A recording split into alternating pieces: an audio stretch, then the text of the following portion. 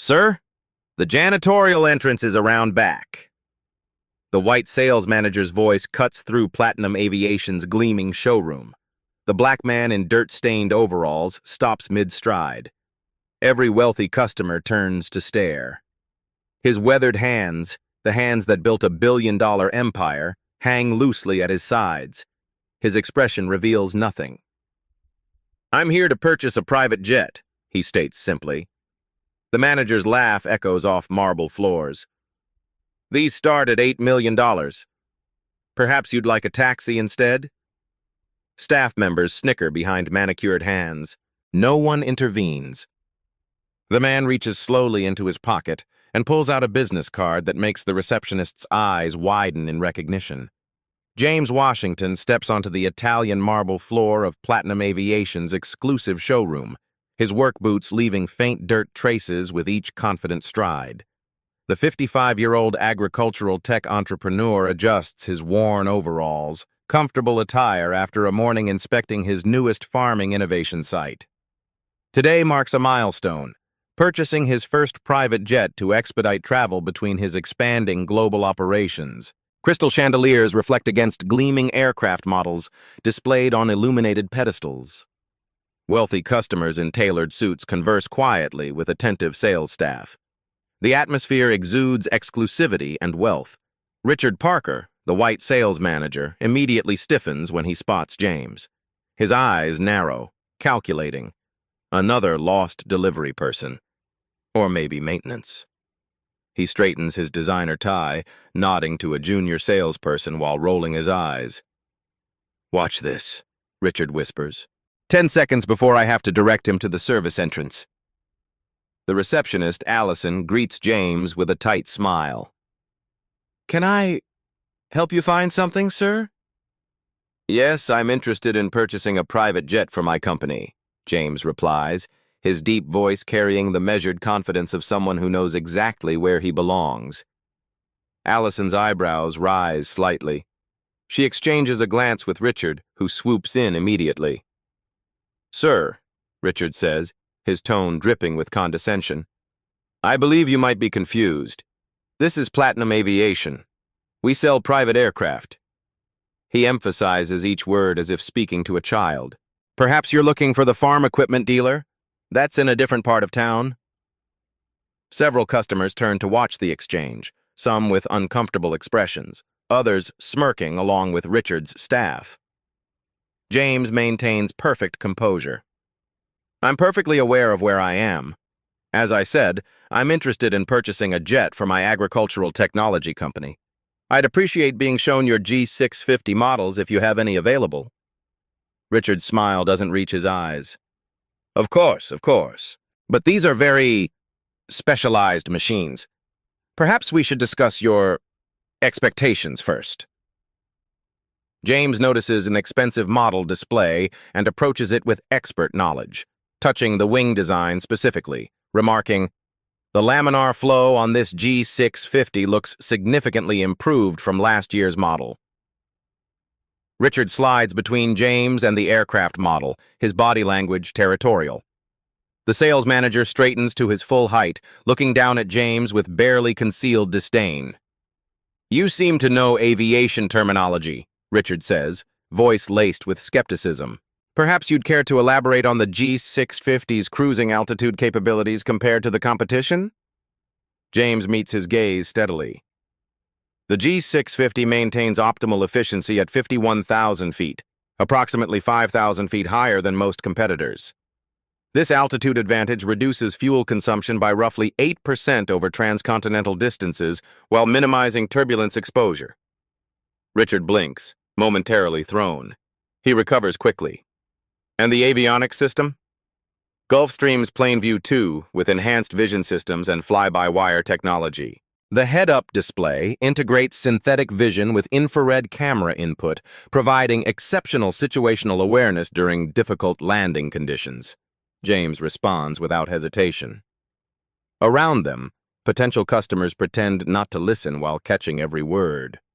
A young Latina salesperson, Maya Rodriguez, observes from her desk, her expression increasingly uncomfortable.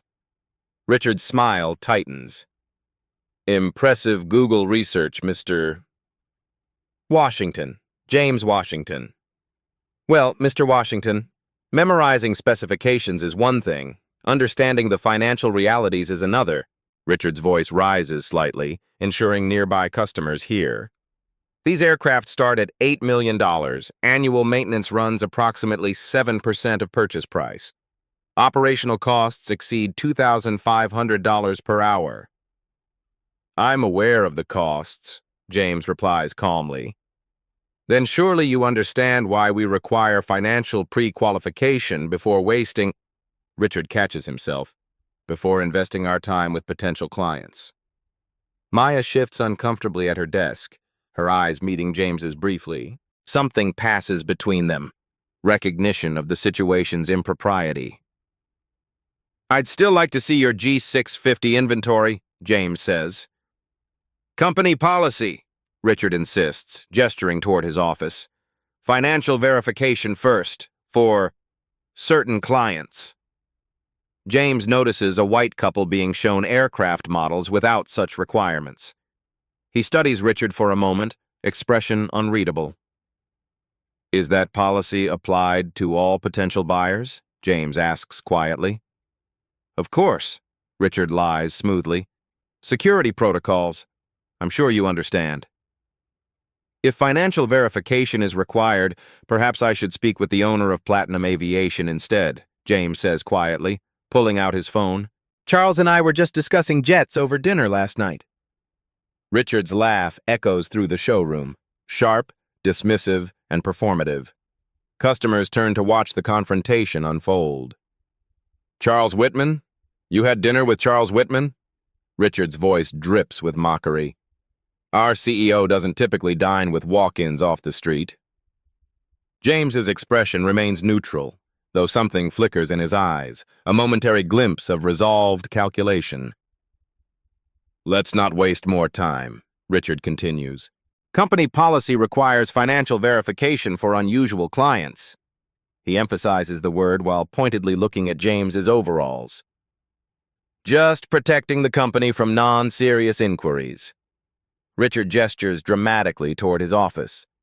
After you. He deliberately leads James through the center of the showroom, rather than taking the shorter route along the perimeter. Potential customers watch their procession, the immaculately dressed sales manager and the black man in farmer's clothes. Richard walks a half step ahead, speaking just loudly enough to ensure others hear.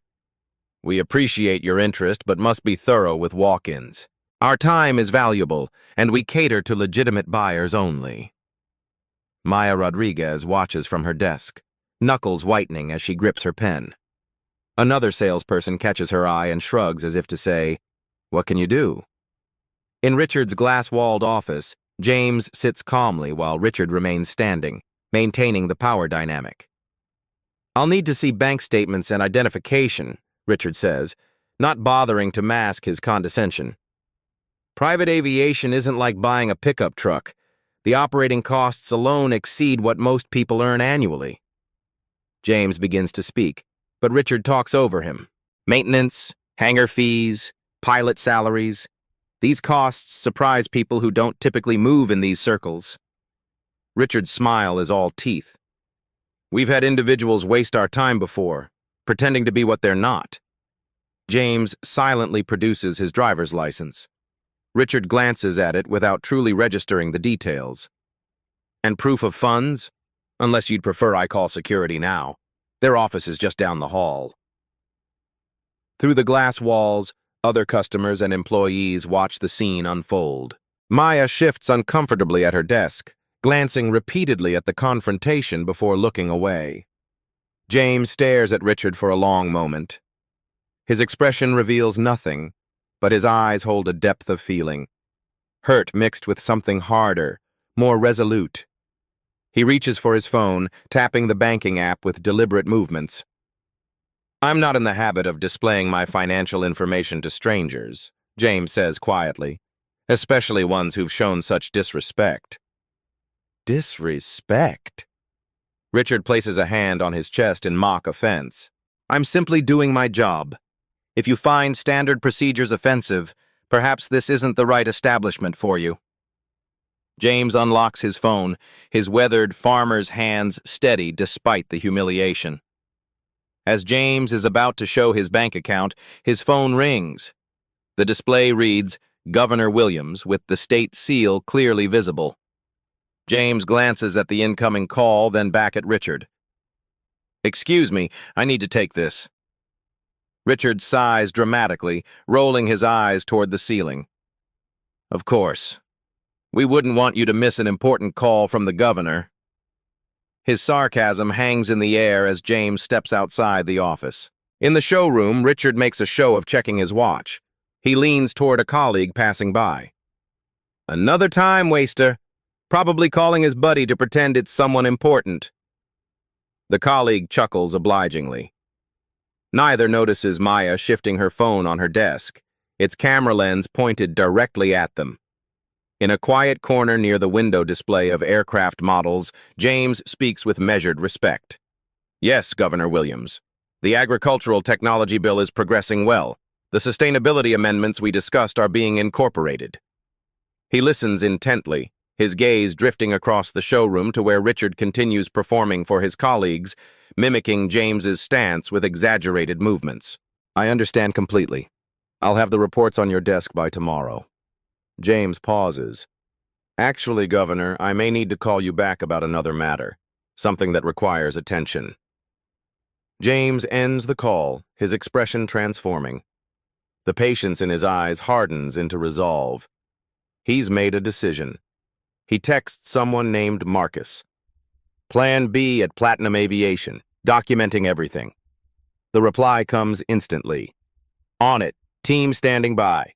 At the sales counter, Richard's voice carries. "These people come in thinking they can waste our time. Doesn't even own a decent pair of shoes, but wants to look at multi-million-dollar aircraft." "Maybe he's just—" Maya begins. "Just what?" Richard cuts her off. "Just confused? Just delusional? Just looking where he doesn't belong?" His emphasis leaves little doubt about his meaning. Maya's phone continues recording discreetly as her expression hardens with quiet determination. James returns to Richard's office, his demeanor subtly changed. His shoulders are straighter, his gaze more penetrating. "I'd prefer to have your financial compliance officer handle my sensitive information," James states. "Standard privacy practice when dealing with accounts of my size." Richard's laugh is sharp. "Our compliance officer? For your accounts?" He makes air quotes with his fingers. "Fine. We'll play it your way before we conclude this charade." He calls across the showroom. "Diane, need you for a verification." A middle-aged woman in a conservative suit approaches, her expression professionally neutral. "How can I help?" "Our friend here wants to share his financial information with compliance rather than sales," Richard explains with exaggerated patience. "Company protocols and all that." Diane nods crisply. "That's actually the proper procedure for high-value transactions." Richard snorts but steps back, gesturing for them to proceed. James quietly shares his information with Diane, angling the phone away from Richard's view. The compliance officer's expression transforms as she scrolls through the screens, professional detachment giving way to surprise, then unmistakable deference. Diane whispers something to Richard, whose smug expression freezes. "There must be some mistake," he mutters, grabbing the tablet to verify the information himself. Richard stares at the screen, blood draining from his face. The numbers don't lie. 9 figures in liquid assets alone. Multiple corporate holdings.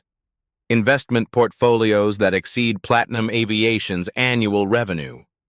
He swallows hard, Adam's apple bobbing, then forces a smile that doesn't reach his eyes. "Well, Mr. Washington, why didn't you say so earlier?" Richard's voice shifts to an artificially warm tone. "Slight misunderstanding. Just following protocol, you understand. Now let me show you our finest jets." James observes the transformation with quiet intensity. "I believe I did say so earlier. Several times." Communications breakdown happens in business, Richard replies, now standing too close, leaning in with forced camaraderie. Come, let me personally show you our premium collection. The G650 you mentioned is an excellent starting point for someone of your unexpected caliber. They move back into the showroom, Richard now walking a half step behind, his body language completely transformed. Yet something remains off in his demeanor, the insincerity of his sudden respect evident in every gesture. This model includes our platinum interior package, Richard explains, gesturing toward a display. Though perhaps the technical specifications might be challenging to grasp without aviation background. The avionics alone represent quantum leaps in technology. James runs his fingers along the model's wing. The navigational redundancy systems appear robust. How does the synthetic vision perform in low-visibility approaches? Richard blinks. Well, it's very advanced. Most clients focus on the leather options rather than technical capabilities. He laughs too loudly. Unusual to find someone in your position with such specific interests. Nearby customers watch the interaction with curiosity. The same people who had smirked earlier now observe with confused interest as Richard performs his transparent about-face. When Richard excuses himself briefly to retrieve brochures, Maya approaches James cautiously. "I want to apologize," she says quietly. "This isn't how we should treat any customer." James studies her thoughtfully. "Do you have a card, Ms. Rodriguez, Maya Rodriguez?" She hands him her business card discreetly. Richard returns, catching the exchange. His smile hardens as he inserts himself between them. "I see you've met our junior associate," he says tightly. "Maya, don't you have calls to make?" After she leaves, Richard leans closer to James. "New hire. Still learning the ropes. Now about the interior options, I assume you'd prefer something simple, given your practical background." James excuses himself for another call, and we see him connecting with someone identified as legal team in his contacts, whispering, "Are you getting all this?" "Crystal clear, Dr. Washington," comes the response through James's phone.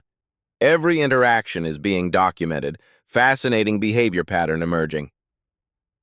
James returns to find Richard impatiently checking his watch. The sales manager's smile snaps back into place instantly. "Ready to see the actual aircraft?" Richard asks, placing a hand on James's shoulder to guide him. "The hangar is this way." James subtly shifts, causing Richard's hand to fall away. "Lead on." They walk through a secure door into a climate-controlled hangar where several gleaming private jets sit in various stages of customization. The space echoes with distant mechanical sounds. Other potential buyers tour with sales representatives at a respectful distance. Richard speaks noticeably louder than necessary. "Now these are our premium models. The specifications are quite advanced." He enunciates each word as if James might struggle with comprehension. "This one here has a range of over 7,000 miles. That means it can fly very far without stopping." A nearby couple glances over, noticing Richard's condescending tone. The woman whispers something to her husband, who frowns slightly. James remains composed, studying each aircraft with a knowledgeable eye. "What's the cabin pressure differential on this model?" Richard waves dismissively. "Technical details. Let's focus on what you'd actually appreciate. The entertainment system is very user-friendly. Even someone with limited technical background can operate it."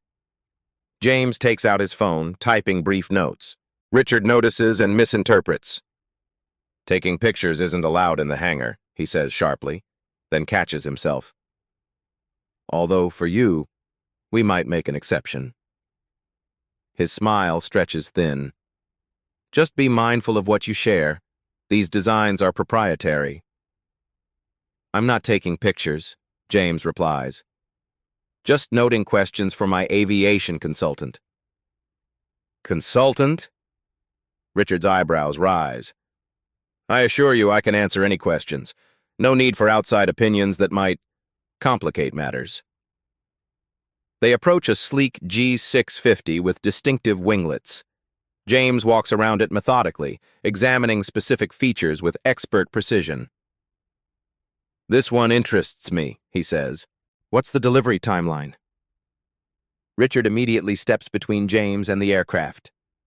This particular model is actually quite advanced, probably too sophisticated for a first-time buyer. The systems require significant aviation knowledge. He gestures toward an older, less expensive model nearby. "This one might be more appropriate for your needs." "And why is that?" James asks, his tone deliberately neutral. "Just thinking practically," Richard responds with a tight smile. "Better to start with something manageable. Someone in your position, coming from agricultural backgrounds, might appreciate something more straightforward." Throughout this exchange, James continues typing occasional notes, his expression unreadable. He asks pointed questions that highlight Richard's assumptions. "Would you recommend the same starter aircraft to all new buyers with similar financial qualifications?" Richard shifts uncomfortably. "Each recommendation is personalized, of course." "Based on what factors exactly?" James presses. "Experience? Background? Fit?" Richard's answers grow shorter, more defensive. A well-dressed woman enters the hangar and does a double-take upon seeing James. "Dr. Washington? Is that you?" she calls out, walking briskly toward them. The elegant woman approaches with genuine warmth, her heels clicking purposefully across the polished hangar floor. Her tailored business suit and confident bearing mark her as someone accustomed to professional respect. "Dr. Washington, what a delightful surprise," she says, extending her hand. "I didn't expect to see you here." James smiles, his first genuine smile since entering Platinum Aviation. "Dr. Chen, good to see you." Richard watches this interaction with visible confusion, his eyes darting between them. His practiced smile falters, uncertainty creeping into his expression. "Your TED Talk last month on sustainable vertical farming technology was brilliant," Dr. Chen continues. "The integration of AI into crop yield prediction is revolutionizing food security models worldwide." "Thank you, Elizabeth. We're seeing promising results in the pilot programs across drought-affected regions," James responds. Richard clears his throat loudly. "Excuse me, I don't believe we've met." He extends his hand toward Dr. Chen. "Richard Parker, Senior Sales Manager." "Dr. Elizabeth Chen, Agricultural Sciences Chair at MIT, she replies, shaking his hand briefly before turning back to James. "The billion-dollar valuation after your last funding round was well-deserved. Your technologies are scaling even faster than projected."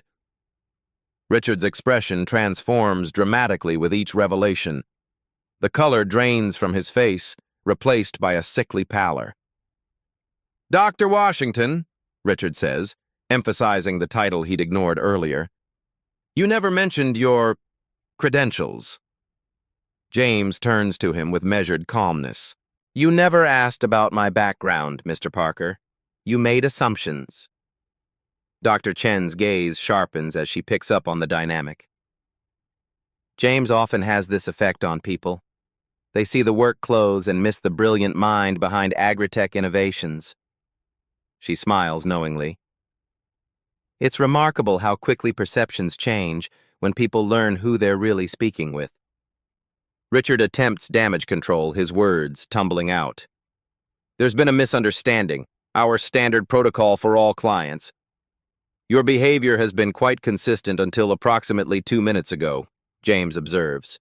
"Interesting how additional information suddenly improves customer service quality." Around them, other customers and employees have paused their activities, watching the exchange with undisguised interest. Maya stands near a display case, her expression a mixture of satisfaction and vindication. Richard forces a laugh that sounds more like a wheeze. "Dr. Washington, perhaps we should restart our consultation. I'd be honored to personally ensure you receive our premium service package reserved for our most distinguished clients. That won't be necessary, James replies, his tone measured. I've seen enough to make informed decisions.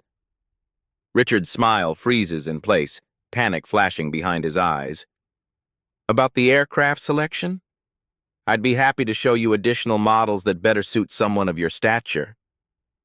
About more than just aircraft, James says quietly. As Richard fumbles to recover, James's phone rings again. The caller ID reads, Charles Whitman, Platinum Aviation CEO. James studies the caller ID for a moment, then answers, activating the speakerphone function. Charles, good timing. James, sorry I couldn't be there personally. The voice is clear, confident, filling the hangar space. Is everything being handled to your satisfaction? You're one of our most valued potential clients. Richard's face drains of all remaining color. His Adam's apple bobs as he swallows hard, eyes darting between James and the phone. It's been an educational experience, James replies, his gaze fixed on Richard. There have been some interesting challenges. A heavy silence falls across the hangar. Other sales representatives freeze in place. Customers stop their conversations, turning to witness the unfolding scene. Challenges? Charles's voice sharpens. What kind of challenges? Who's assisting you? Your senior sales manager, Richard Parker. A pause. I see. Richard has been with us for some time. I trust he's providing exemplary service. That depends, James says calmly, on what type of customer he perceives he's dealing with. Dr. Chen stands nearby, arms crossed, watching Richard with clinical interest. Maya has edged closer, clutching a tablet to her chest, her expression resolute. James straightens, his presence expanding to fill the space. The moment has arrived. Perhaps this is a good time for proper introductions. I am Dr. James Washington, CEO of Agritech Innovations. His voice carries effortlessly through the hangar. My company has revolutionized sustainable farming technologies across 3 continents. We currently hold patents on 17 breakthrough agricultural systems, employ over 5,000 people globally, and maintain a market valuation exceeding $3 billion. Richard's mouth opens, but no sound emerges. I serve on the boards of multiple Fortune 500 companies, James continues, advised 2 governmental agricultural initiatives, and was recently appointed to the United Nations Food Security Council. Through the phone, Charles remains silent, listening. But more relevant to today's interaction, James says, his gaze intensifying, I'm also heading an investment consortium actively seeking to acquire aviation companies for portfolio diversification. Platinum Aviation was on our short list. The word "was" lands like a thunderclap. I chose to visit anonymously to assess not just the aircraft quality, but the company culture and customer service standards. James glances around the hangar. I believe in seeing organizations as they truly operate, not as they perform when expecting scrutiny. Richard attempts to speak, his voice emerging as a croak. Dr. Washington, had I known... That's precisely the point, Mr. Parker. You shouldn't need to know who someone is to treat them with basic dignity and respect. Through the speakerphone, Charles clears his throat. James, I owe you an apology. This is exactly why I asked you to visit incognito. We've had concerning reports about inconsistent customer treatment. I needed an objective assessment from someone I trust. Richard's expression transforms to betrayal. Sir, you set this up? Not as a trap, Richard, Charles replies evenly. As an opportunity to either confirm or refute troubling patterns we've been hearing about. Unfortunately, it seems the concerns were justified. Maya steps forward, tablet in hand. Mr. Whitman, I can provide documentation of similar incidents. Her voice trembles slightly but grows stronger with each word. This isn't an isolated occurrence. Several other employees nod in grim confirmation. Customers watch with rapt attention, some recording discreetly on their phones. "I see," Charles says. "James, what would you recommend as next steps?" James studies Richard, whose facade has completely crumbled. The sales manager stands rigid, eyes darting, a man watching his career disintegrate in real time. "I believe in accountability, Charles," James says finally, "but also in transformative opportunity. What happens next shouldn't just address individual behavior, but examine the systems that enabled it." He turns to face Richard directly. "The problem isn't just your actions today. It's that you felt comfortable enough to behave this way repeatedly, suggesting a culture that tacitly permits such conduct." "Now," James says calmly, turning to face Richard directly, "I think we need to have a conversation about the future, both yours and Platinum Aviation's." The Platinum Aviation executive boardroom buzzes with tense energy. Dark wood paneling and aviation memorabilia create a backdrop for the impromptu crisis meeting now underway. 12 people sit around the polished table: James, Platinum's executive team, legal representatives from both companies, Maya, and 2 other employees who've stepped forward. Richard sits alone at one end, a visible gap between him and everyone else. Charles Whitman's face fills a large screen on the wall, his expression grave. "Let's be clear about why we're here. This isn't just about one interaction. We're addressing what appears to be a systemic issue." The company's chief legal officer, a stern woman with silver-streaked hair, slides a folder across the table. "These are previous complaints filed against Mr. Parker over the past 18 months. 7 formal incidents involving customers of color or women. Plus numerous undocumented incidents," adds Maya, voice steady despite Richard's glare. "Many employees stopped reporting them because no action was ever taken." James remains silent, watching. His legal representative, Marcus Jefferson, reviews the documents with methodical precision. "And how were these complaints handled?" Charles asks through the video feed. The CLO shifts uncomfortably. "They were addressed through our standard HR protocols." "Which means," James inquires, breaking his silence, "verbal warnings, documentation, sensitivity training." Richard straightens in his chair. "I've complied with every requirement." "This is being blown completely out of proportion." "Is it?" Marcus taps on his tablet, and security footage begins playing on a secondary screen. The morning's interactions unfold from multiple angles: Richard's dismissive gestures, the public humiliation attempts, the stark contrast in his behavior before and after learning James's identity. The footage transitions to audio recordings, Richard's comments about these people and knowing their place. His voice, unmistakable, echoes through the boardroom. Platinum's vice president of operations winces visibly. "Jesus, Richard." "Context matters," Richard protests, voice rising. "You're not seeing the full picture. This was a misunderstanding. Dr. Washington's appearance was legitimately suspicious for our high-security environment." "My appearance?" James repeats quietly. "The clothes, the dirt. Anyone would have questioned—" "Anyone?" James interrupts. "Or just black men in work clothes?" Richard falls silent, his expression hardening. Marcus places a document on the table. "We've compiled evidence demonstrating clear patterns of discriminatory treatment.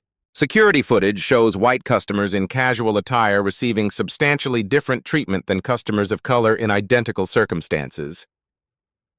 Maya steps forward. "I've witnessed Mr. Parker steering customers of color toward less expensive models regardless of their financial qualifications." She places her phone on the table. "I've documented 17 specific incidents in the 3 months I've worked here." Another employee, an older black man from accounting, speaks up. "This extends beyond customer interactions. Internal advancement opportunities, performance evaluations, even casual interactions in break rooms follow the same patterns." Richard's attorney interjects. My client has an exemplary sales record. These allegations are subjective interpretations of normal business judgments. James leans forward. Let me outline the situation clearly. You have two paths forward. He places two folders on the table. Option 1. We pursue this matter publicly through legal channels. I have the resources, evidence, and determination to see that through to its conclusion. The resulting publicity would significantly impact Platinum Aviation's reputation and valuation. The executives exchange alarmed glances. Option 2, James continues, opening the second folder. Comprehensive structural reform with my guidance as a new major stakeholder. This includes leadership accountability, policy overhauls, training programs with measurable outcomes, and transparent reporting mechanisms. Charles speaks from the screen. I believe option 2 serves everyone's interests, including those who've been harmed by our failures. The boardroom divides visibly, some executives nodding in agreement, others defensive and resistant. This is capitulation to political correctness, one vice president argues. We can't upend company culture based on subjective perceptions. Perception becomes reality in the marketplace, James counters. But this isn't about perception. It's about documented patterns of discriminatory behavior that harm your business performance. He stands, activating a presentation on his tablet. Charts and graphs appear on the main screen. These are metrics from companies across multiple sectors. Those with inclusive practices consistently outperform their peers by significant margins. This isn't social activism, it's sound business strategy. Richard scoffs. So we're supposed to apologize for maintaining standards? Dr. Washington was being oversensitive. His appearance was legitimately suspicious. The room falls silent. Even Richard's attorney winces. Thank you for that clarification, Marcus says quietly, making a note. The record will reflect your statement. Maya presents her own evidence. Screenshots, recordings, documented patterns showing Richard's behavior represents a broader cultural problem within the company. Let me be clear, Charles says from the screen. I support Dr. Washington's assessment and proposal. This company will implement comprehensive reforms. The only question is whether certain individuals will be part of that future. Richard stands abruptly. This is a witch hunt. I've generated millions in sales for this company. You're throwing me under the bus to appease... That's enough, Richard, Charles interrupts. Your employment status will be determined through appropriate procedures. For now, you're suspended pending the outcome of those proceedings. The meeting shifts to drafting the reform agreement. James outlines concrete steps, revised hiring practices, customer service protocols, accountability mechanisms, and regular audits by independent evaluators. As for my personal business, James says as the meeting concludes, I still intend to purchase an aircraft. And yes, I'm still considering an investment in Platinum Aviation, contingent upon these reforms being implemented with full commitment. He turns to Maya. I believe you'd be an excellent person to assist with my purchase, Ms. Rodriguez. Richard watches from the corner, his expression dark as the power dynamics he's taken for granted shift irrevocably before his eyes. As the executives file out, James makes one more call. CNN Business? I'd like to discuss an exclusive story about corporate accountability and racial bias in luxury. Richard Parker sits rigidly in Platinum Aviation's third-floor hearing room, facing a panel of 5 solemn evaluators. Sunlight streams through vertical blinds, casting striped shadows across the conference table. The formal termination hearing, scheduled for 9 o'clock a.m., is now in its second hour. The room's arrangement emphasizes the power imbalance. Richard and his attorney isolated on one side, the HR director, legal counsel, and 3 senior executives on the other. Behind them sits a stenographer recording every word. Wall-mounted cameras capture the proceedings from multiple angles. Let's review the evidence again, states Caroline Wu, HR director, her voice dispassionately professional. Security footage from 7 separate incidents demonstrates a clear pattern of differential treatment based on customers' perceived race and socioeconomic status. Richard's attorney, a nervous man with thinning hair, attempts to redirect. My client has 22 years of exemplary sales performance. This isolated incident with Dr. Washington has been misinterpreted as representing a broader pattern. Isolated? Caroline raises an eyebrow, sliding forward a thick folder. We have documented complaints spanning 5 years. Testimonials from 17 current and former employees. Customer feedback surveys showing statistically significant disparities in satisfaction ratings along racial lines. The attorney adjusts his tie. Context matters. Sales is a relationship business. Different approaches for different customers represent adaptability, not discrimination. Maya Rodriguez enters with a tablet, her testimony scheduled next. Richard glares at her, but she meets his gaze steadily before taking her seat. The video evidence speaks for itself, Caroline continues, activating a screen that displays side-by-side footage. Here we see Mr. Parker's approach to similarly qualified customers on the same day. Note the stark differences in language, personal space, and assumption of financial capability. Richard shifts uncomfortably as his own voice plays through the speakers. These people need to understand there are places they belong and places they don't. That statement lacks context, his attorney protests weakly. Maya presents her documentation, dates, times, specific interactions, her voice steady despite Richard's intimidating stare. This wasn't occasional or accidental. It was systematic. Mr. Parker trained new sales staff to profile customers based on appearance, explicitly advising different treatment protocols.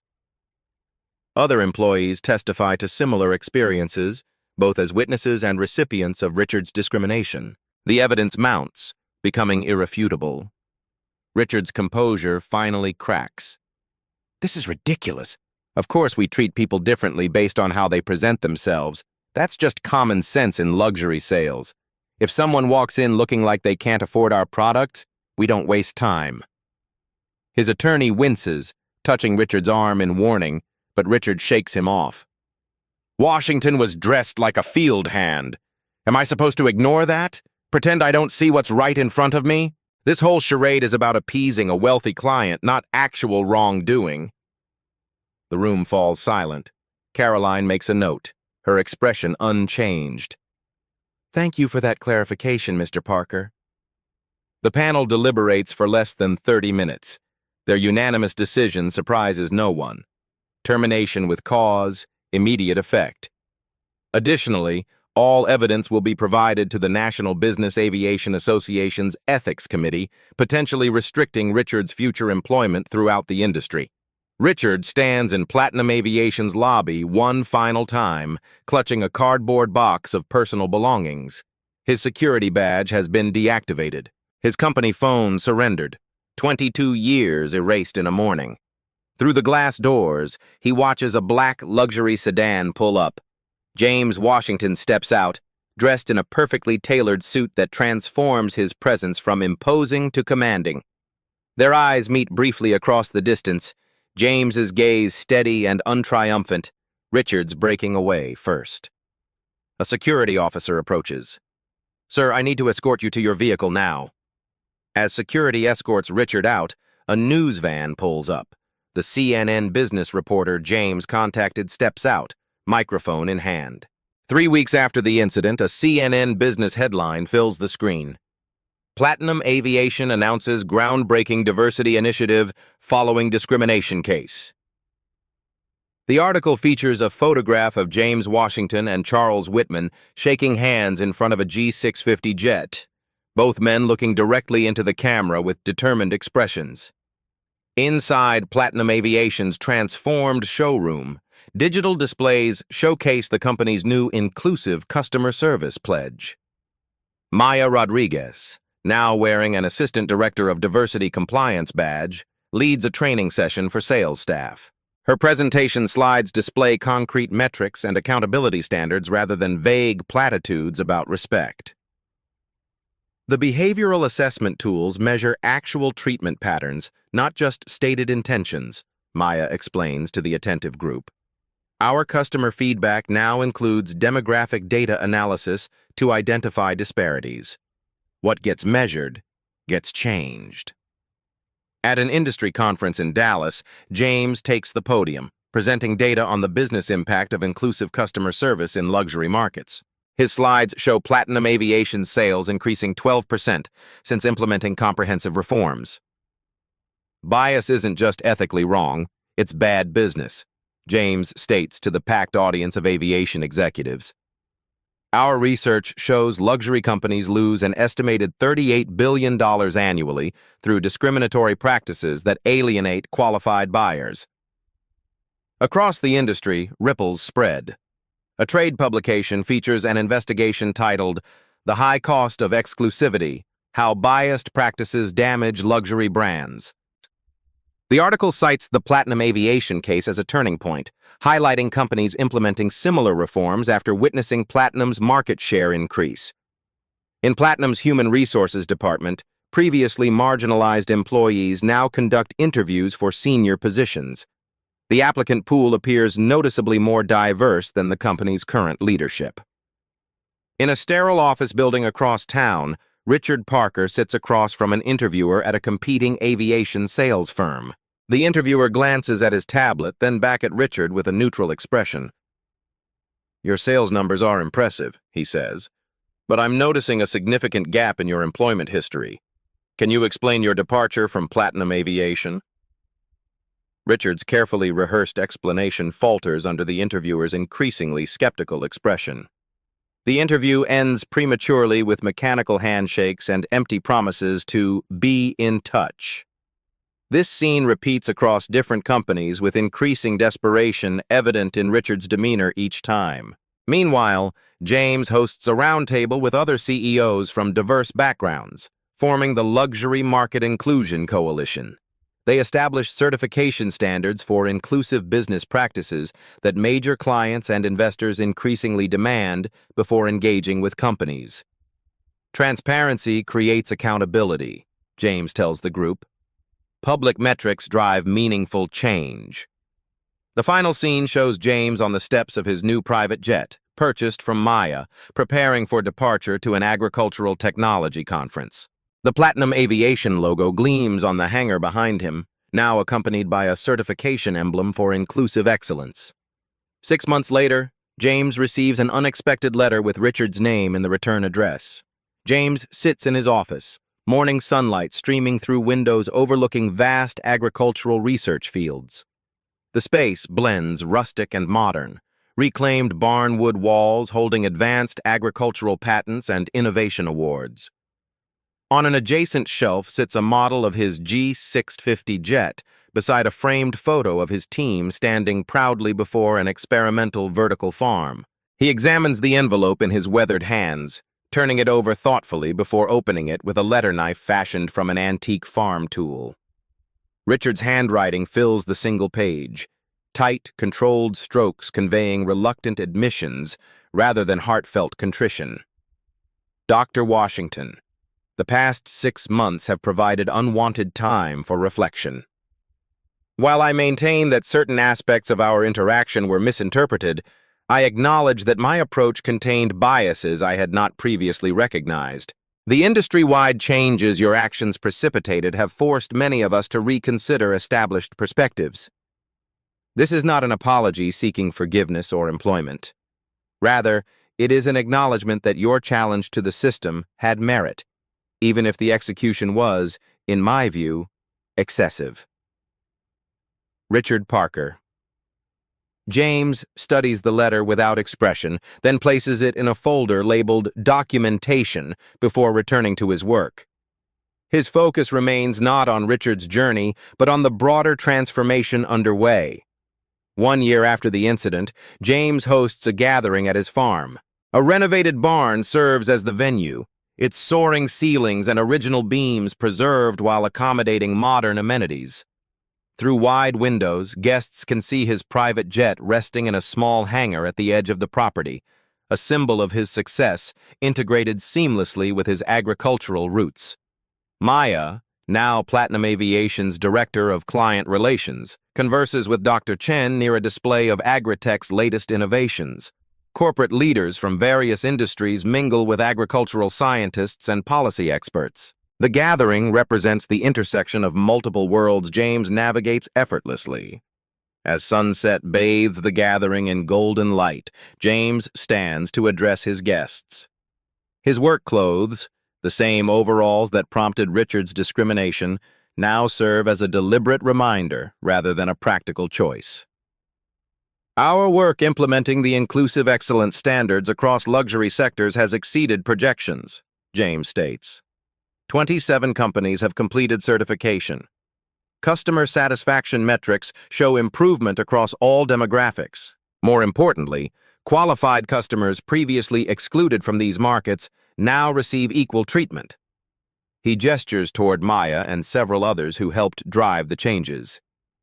The transformation wasn't about exposing one person's bias, but addressing the systems that enabled and rewarded such behavior. Real change requires structural reform, not just individual correction. The gathered leaders raise their glasses in acknowledgement.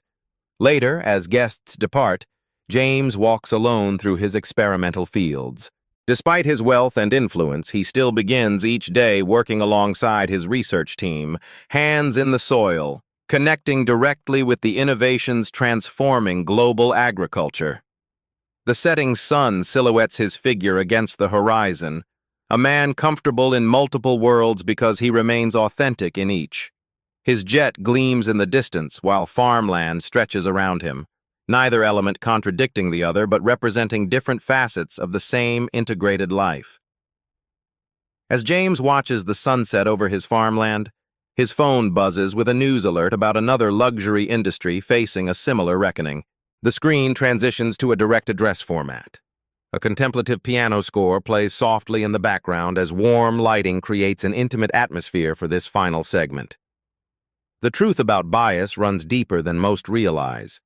What you've witnessed isn't just a compelling story, it's a reflection of experiences many face daily in venues from luxury showrooms to everyday retail interactions. Dr. Washington's experience, while fictional, mirrors countless real encounters where appearance trumps character in determining how someone is treated. Consider this. Studies show that customers of color receive differential treatment in 67% of high-end retail interactions, regardless of their actual purchasing power. This systematic exclusion costs luxury markets billions annually in lost sales, damaged reputations, and litigation. But beyond business implications lie human costs, dignity diminished, opportunities denied, and potential unrealized. The subtle trauma of repeatedly being judged not by character or capability, but by superficial characteristics beyond one's control. The Washington story illustrates how power can realign when we respond to discrimination not with matched aggression, but with strategic dignity. By documenting patterns, building alliances, and creating systemic accountability, individual incidents transform into catalysts for broader change. What unconscious biases might influence your own first impressions? How might someone's appearance, their clothing, skin color, accent, or age affect your assessment of their capabilities, intelligence, or worth? These questions deserve honest reflection from all of us. If this story of justice resonated with you, smash that like button and subscribe to Beat Stories for more powerful narratives that expose truth and inspire change. This isn't the end of the story. It's the beginning of what happens when truth meets visibility. At Beat Stories, we believe exposure is the first step to transformation. Subscribe and stay tuned, because the next story might be yours.